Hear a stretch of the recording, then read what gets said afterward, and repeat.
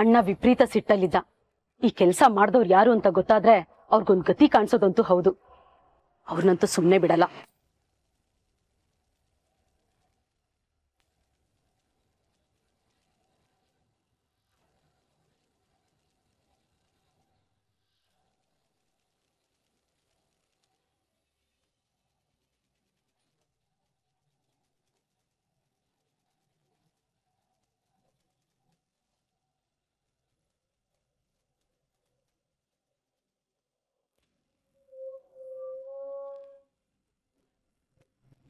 Hello, ಹಾಂ ಹೇಳಿ Shweta madam.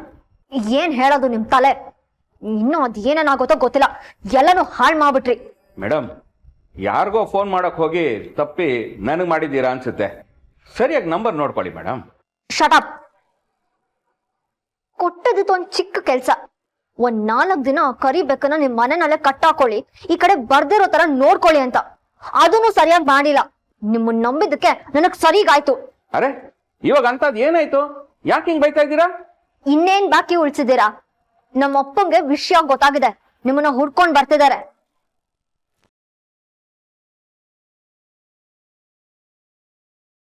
ವಿಷಯ ಗೊತ್ತಾಗದ? ಯಾವ ವಿಷಯ? ಸ್ವಲ್ಪ ಸರಿಯಾಗಿ ಹೇಳ್ತೀರಾ? ಯಾರೋ ನಿಮಗ್ ದುಡ್ಡು ಕೊಟ್ಟು ನಕ್ಷತ್ರನ ಮನೆಗ್ ವಾಪಸ್ ಕರೆಸ್ಕೊಂಡಿದ್ದೀರಾ ಅಂತ ಗೊತ್ತಾಗಿದೆ. ಎಲ್ಲ ಆಗಿದ್ದು ನಿಮ್ಮಿಂದಾನೆ. ಮೈ ಮೇಲೆ ಪ್ರಜ್ಞೆ ಇಲ್ಲದೆ ಕೆಲಸ ಮಾಡಿದ್ರೆ ಇದೇ ತರ ಆಗೋದು. ಗೊತ್ತಾಗೋಯ್ತಾ? ಯಾರು ಹೇಳಿದ್ದು? ಯಾರೋ ಯಾಕೆ ಬೇಕು? ನೀವು ಆ ಮುದುಕಿ ಇಬ್ರೆ ಸಾಕು. ನೀವಿಬ್ರು ಬಾಯಿಗೆ ಬಂದಾಗ ಮಾತಾಡೋದ್ನ ಅವರು ಕೇಳಿಸ್ಕೊಂಡಿದ್ದಾರೆ. ಈಗ ವಿಷಯ ಗೊತ್ತಾಗಿ ನಕ್ಷತ್ರನ ವಾಪಸ್ ಕರ್ಕೊಂಡ್ ಬರಕ್ಕೆ ನಿಮ್ ಮನೆ ಕಡೆ ಹೊರಟಿದ್ದಾರೆ. ಅಯ್ಯೋ ಭಗವಂತ, ಇದೆಲ್ಲ ಆಯ್ತಾ? ಏನೋ ಗೊತ್ತಾಗ್ದೆ ತಪ್ಪಾಗಿದೆ ಮೇಡಮ್. ಇವಾಗ ಏನ್ ಮಾಡೋದು? ಏನ್ ಮಾಡ್ತಿರೋ ಬಿಡ್ತಿರೋ ನನಗ್ ಗೊತ್ತಿಲ್ಲ. ಆದ್ರ ನಕ್ಷತ್ರ ಮಾತ್ರ ನನ್ನ ಮನೆಗೆ ವಾಪಸ್ ಕಾಲಿಡಬಾರ್ದು. ನಮ್ಮಪ್ಪ ಏನಂದ್ರು ಸರಿ, ಅವಳನ್ನ ಕಳಿಸ್ಕೊಡ್ಬೇಡಿ, ನಿಮ್ ಮನೆನೆಲ್ಲ ಉಳಿಸ್ಕೊಳ್ಳಿ. ಅಂಡ್ ಮೋಸ್ಟ್ ಇಂಪಾರ್ಟೆಂಟ್, ಇದರಿಂದ ಇರೋದ್ ನಾನೇ ದುಡ್ಡು ಕೊಟ್ಟು ಇದನ್ನೆಲ್ಲ ಮಾಡ್ಸಿದೀನಿ ಅಂತ ಗೊತ್ತಾಗ್ಬೇಕಂತೆ. ಗೊತ್ತಾದ್ರೆ? ಏನಲ್ಲ, ವೆರಿ ಸಿಂಪಲ್. ನಿಮ್ಗೆ ಅಂತ ಬರ್ದಿರೋ ಚೆಕ್ಗೆ ಹೆಸರು ಬದಲಾಯಿಸಿ ಇನ್ನೊಬ್ರು ಕೊಟ್ಟು ನಿಮ್ ಕಥೆನ ಮುಗಿಸ್ತೀನಿ.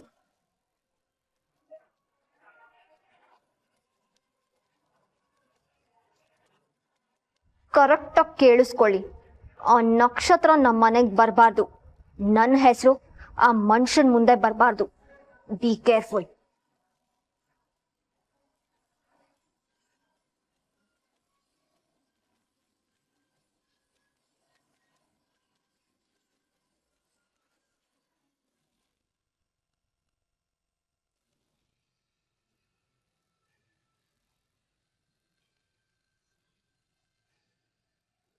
ಅಯ್ಯೋ ದೇವ್ರೆ, ಬಂತಲ್ಲಪ್ಪ ಗ್ರಾಚಾರ.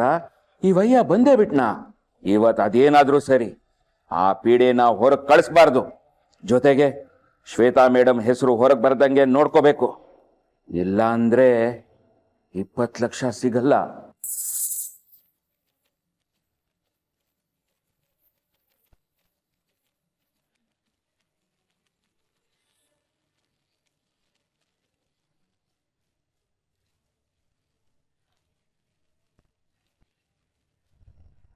ಓ, ಇದು ಒಳ್ಳೆ ಚೆನ್ನಾಗೈತಲ್ಲ.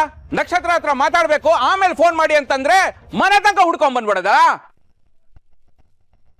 ಇದೆಲ್ಲ ಚೆನ್ನಾಗಿ ಕಾಣಿಸಲ್ಲ. ಮನೆ ತನಕ ಬರೋದು ಇಟ್ಕೋಬೇಡಿ. ಓಡೆ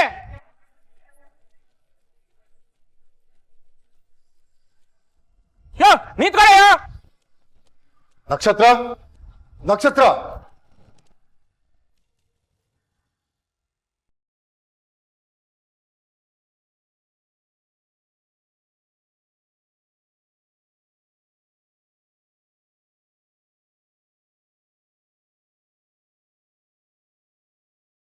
ಅಂಕಲ್, ನೀವೇನಿಲ್ಲಿ?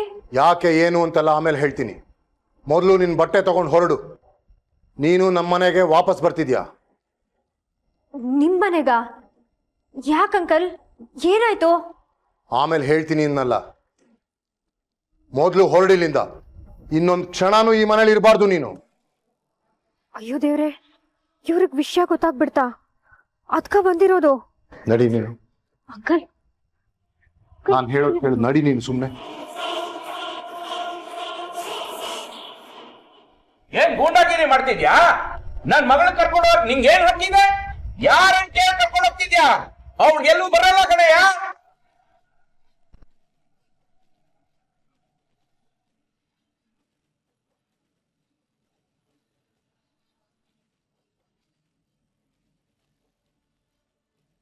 ನಕ್ಷತ್ರ, ನಿಮ್ಮಮ್ಮ ಎಲ್ಲಿ? ಅವ್ರಿಗೊಂದು ಮಾತು ಹೇಳಿ ನಿನ್ನನ್ನು ಕರ್ಕೊಂಡು ಹೋಗ್ತೀನಿ. ಅದು ಬಿಟ್ಟು ಇಲ್ಲಿ ಇನ್ಯಾರಿಗೂ ಏನು ಹೇಳೋ ಅಗತ್ಯ ಇಲ್ಲ. ಏನ್ ಹಾಗಂದ್ರೆ ಅಪ್ಪ ಅಂತ ನಾನು ಒಬ್ಬ ಇದ್ದೀನಿ. ನನಗೆ ಹೇಳ್ದೆ ಕೇಳ್ದೆ, ನಾನು ಒಪ್ಪಿಗೆ ಇಲ್ದೆ ನನ್ ಮಗಳನ್ನ ಎಲ್ಲೂ ಕರ್ಕೊಂಡು ಹೋಗಕ್ಕಾಗಲ್ಲ. ನಾನ್ ಬಿಡಲ್ಲ. ಅದ್ ಹೆಂಗ್ ಬಿಡಲ್ವ ನಾನು ನೋಡ್ತೀನಿ. ನನ್ನ ದಾಟದ್ ಹೆಂಗ್ ಕರ್ಕೊಂಡು ಹೋಗ್ತೀಯ ನಾನು ನೋಡ್ತೀನಿ. ನೋಡಿ, ನನಗೆ ನಿಮ್ ಜೊತೆ ಮಾತು ಬೇಡ. ನಕ್ಷತ್ರ ನನ್ನ ಜೊತೆ ಬರ್ತಿದ್ದಾಳೆ, ನಾನು ಅವಳನ್ನ ಇಲ್ಲಿಂದ ಕರ್ಕೊಂಡು ಹೋಗ್ತಿದ್ದೀನಿ ಅಷ್ಟೇ. ಅದೇನ್ ಕರ್ಕೊಂಡು ಹೋಗ್ತೀನಿ ನಾನು ನೋಡ್ತೀನಿ. ಏ ತುಕಾರಾಮ,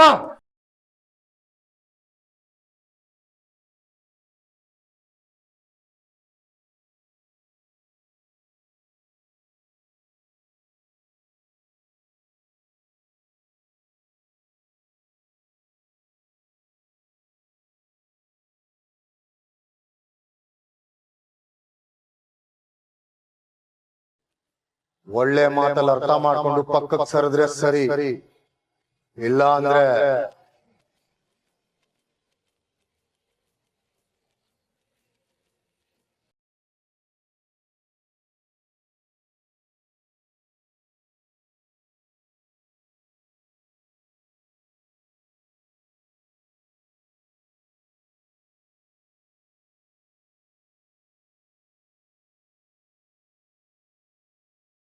ಇದನ್ನು ಭೂಪತಿನ ನೋಡ್ಬೇಕಾ? ಅವನ್ ಕೆಲಸ ಮಾಡೋದಲ್ದೆ ನಿಮ್ ಡಿಪಾರ್ಟ್ಮೆಂಟ್ ಕೆಲ್ಸಕ್ಕೂ ತಲೆ ಹಾಕ್ಬೇಕಾ? ಮತ್ತೆ ನೀವೆಲ್ಲ ಯಾಕಿರೋದು? ನೋ ನೋ ನೋ ನೋ, ನಂಗೆ ಕಾರಣ ಬೇಡ. ನಾಳೆ ಈ ಕೆಲಸ ಮುಗ್ದಿರ್ಬೇಕು ಅಷ್ಟೇ. ನಾ ಬಂದು ಚೆಕ್ ಮಾಡ್ತೀನಿ. ಅಂಡರ್ಸ್ಟ್ಯಾಂಡ್? ಓಕೆ.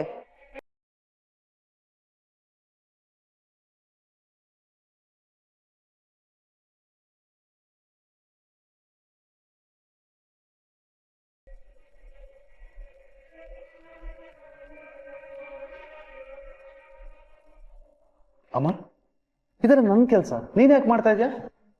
ನಾನು ಇದೀನಲ್ಲ, ನಾನು ನೋಡ್ತೀನಿ. ನೀನ್ ನೋಡ್ತಿಲ್ಲ ಅಂತಾನೆ ನಾನ್ ನೋಡ್ತಿರೋದು. ಈಗ ಬಂದು ಸಮಜಾಯಿಷಿ ಕೊಡ್ಬೇಡ. ಯಾಕಿದೆಲ್ಲ ಪೆಂಡಿಂಗ್ ಇದೆ?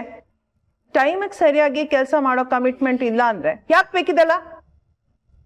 ಹಾಗಲ್ಲಮ್ಮ, ಆಕ್ಚುಲಿ ಇಷ್ಟೊತ್ತು ನನಗೆ ರೀಸನ್ಸ್ ಬೇಡ.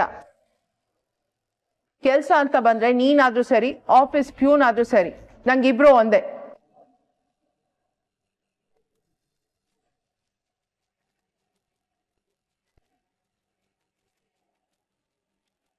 ಟೈಮಿಗೆ ಸರಿಯಾಗಿ ಕೆಲಸ ಮಾಡಕ್ಕಾಗತ್ತಾ? ಇರಿ, ಇಲ್ದರೆ ಹೋಗ್ತಾ ಇರಿ. ನಾನು ಬೇರೆ ವ್ಯವಸ್ಥೆ ಮಾಡ್ಕೋತೀನಿ.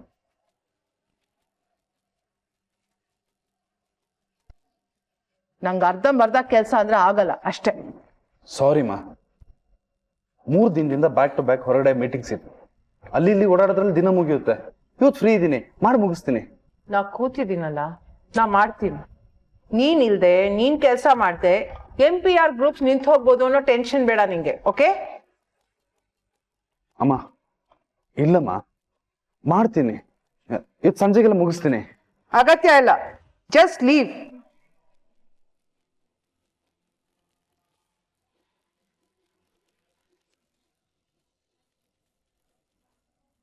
ಅಮ್ಮ ಅಮ್ಮ ಏನಮ್ಮ ಈಗೆಲ್ಲ ಮಾತಾಡ್ತಾ ಇದ್ಯಾ? ನೀನ್ ಅಣ್ಣನ ಬಗ್ಗೆ ಡೌಟ್ ಪಡ್ತಿದ್ಯಾ? ಕೆಲ್ಸ ಅಂತ ಬಂದ್ರೆ ಅಣ್ಣ ನನಗಿಂತ ಒಂದ್ ಕೈ ಜಾಸ್ತಿ ಅಮ್ಮ. ಅವನ್ ಕಮಿಟ್ಮೆಂಟು, ಅವನ್ ಟೈಮ್ ಸೆನ್ಸು ಇದ್ಯಾವುದೋ ನಿನಗೆ ಗೊತ್ತಿಲ್ವಾ?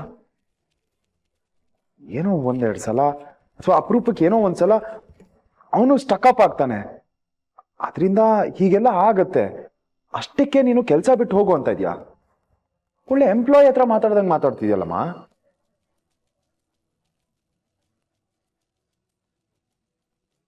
ಅಮ್ಮ, ಅವನು ನಿನ್ ದೊಡ್ಡ ಮಗ, ಹಿಸ್ ಫ್ಯಾಮಿಲಿ.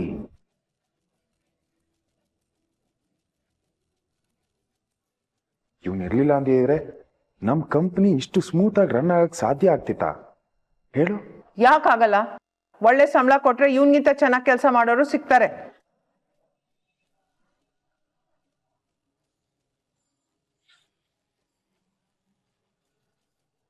ಅಮ್ಮ, ಸಂಬಳ ಕೆಲಸ ಮಾಡೋದಕ್ಕೂ ಫ್ಯಾಮಿಲಿ ಆಗೋದಕ್ಕೂ ತುಂಬಾ ಭೂಪತಿ,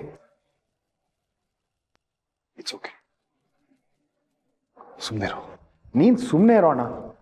ಮೊನ್ನೆಯಿಂದ ನೀನ್ ಎಷ್ಟು ಬ್ಯುಸಿ ಇದೆಯಾ ಅಂತ ಅಮ್ಮಂಗೆ ಹೇಳ್ಬೇಕಾಗಿತ್ತು. ನೀನೀಗ ಸುಮ್ಮನೆ ನಿಂತ್ಕೊಂಡ್ರೆ ನೀನೇನು ಕೆಲಸ ಮಾಡ್ತಿಲ್ಲ ಅಂತಾನೆ ಅಮ್ಮ ಅನ್ಕೊಳ್ಳೋದು. ಬಿಸ್ನೆಸ್ ಅಂದಮೇಲೆ ಎಲ್ಲರೂ ಬ್ಯುಸಿನೇ, ಆದ್ರೆ ಟೈಮಿಗೆ ಸರಿಯಾಗಿ ಕೆಲಸ ಮುಗಿಸೋದು ಗೊತ್ತಿರಬೇಕು. ಅಮ್ಮ, ವಾಟ್ ಇಸ್ ದಿಸ್? ಇಷ್ಟು ಚಿಕ್ಕ ವಿಷಯಕ್ಕೆಲ್ಲ ಹೀಗೆ ಕೋಪ ಮಾಡ್ಕೊಂಡ್ರೆ ಹೇಗೆ ಹೇಳು? And he's a family. ಅಣ್ಣಂಗೆ ಹೀಗೆಲ್ಲ ಬೈದ್ರೆ ಅವನಿಗೆ ಬೇಜಾರಾಗಲ್ವಾ?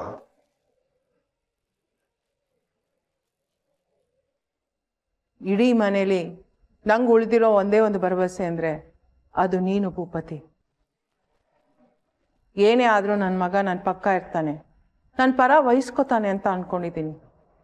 ಆದರೆ ನೀನು ಬೇರೆಯವ್ರ ಪರನೇ ನಿಂತ್ಕೋತೀನಿ ಅಂದರೆ ಓಕೆ, ನೀನು ಇವರಿಬ್ರು ಥರ ಈ ಅಮ್ಮನ ಕಳ್ಕೊತೀಯ.